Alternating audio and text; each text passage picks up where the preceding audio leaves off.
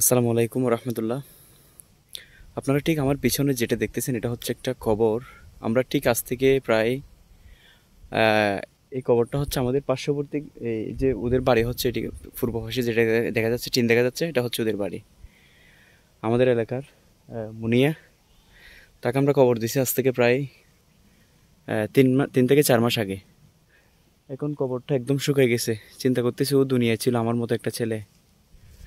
তো আসলে আমরা দুনিয়াতে যা কিছু করতেছি সব কিছু কিন্তু কবরস্থানের দিকে তাকাইলে একদম বৃথা মনে হয়। এই যে দেখেন, আমি তার কবর জিয়ারত করে ভিডিওটা করতেছি, বুঝছেন। এখন প্রচুর রোদ, রাত দুপুর 1টা বাজে। এখানে দেখেন আশেপাশে সব কিছু কিন্তু শুধু কবর কি কবর, বুঝছেন। এখানে কত মানুষের কবর আসলে বোঝা যায় না। আমাদের কবরস্থানটা অনেক বড়, প্রায় এটা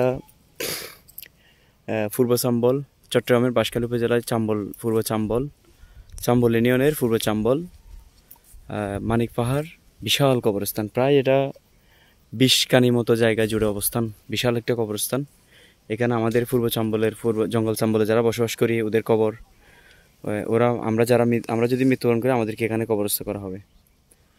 আর পশ্চিম পাশে আমাদের পার্শ্ববর্তী এলাকা খলিফাপাড়া, তারপর আজানিপাড়া, সমস্ত পাড়া লোকজন, যে সমস্ত মানুষ মৃত্যুবরণ করে, ছড়ারকুল সহ সবাইকে কিন্তু এখানে কবরস্থ করা হবে। তো আল্লাহ তাআলা আমাদের সবাইকে মাফ করুক। একদিন সবাইকে পৃথিবী ছেড়ে এই কবরস্থানে আসতে হবে, এটা হচ্ছে বাস্তব। এবং মৃত্যুটা যাতে আমাদের কালেমা নসিবে হয়, কালেমা লা ইলাহা ইল্লাল্লাহু মুহাম্মাদুর রাসূলুল্লাহ, এই কালেমা পড়ে যাতে সবার মৃত্যুটা হয়, এটাই কামনা। শেষ বিদায়টা যাতে সুন্দরভাবে হয়, এটাই কামনা। সকলে দোয়া করবেন, ভালো থাকবেন, সুস্থ থাকবেন। আসসালামু আলাইকুম।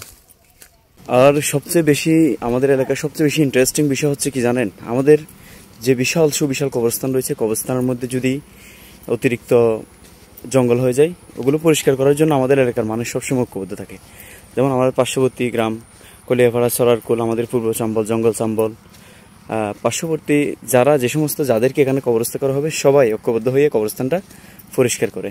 এটা কিন্তু সবচেয়ে বেশি একটা ভালো লাগে যখন তারা এই বিষয়টা করে। আজ থেকে প্রায় 1 মাস আগেও এই কবরস্থানটা পরিষ্কার করা হয়েছিল, যেহেতু দীর্ঘদিন বৃষ্টি হয়েছিল। বৃষ্টি হওয়ার কারণে এখন সব কিছু আবার জঙ্গলে ভরে গেছে। তাও অতিরিক্ত যখন আবার জঙ্গল হয়ে যাবে তখন আমাদের এলাকার মানুষ ঐক্যবদ্ধ হয়ে আবার কাজগুলো করবে।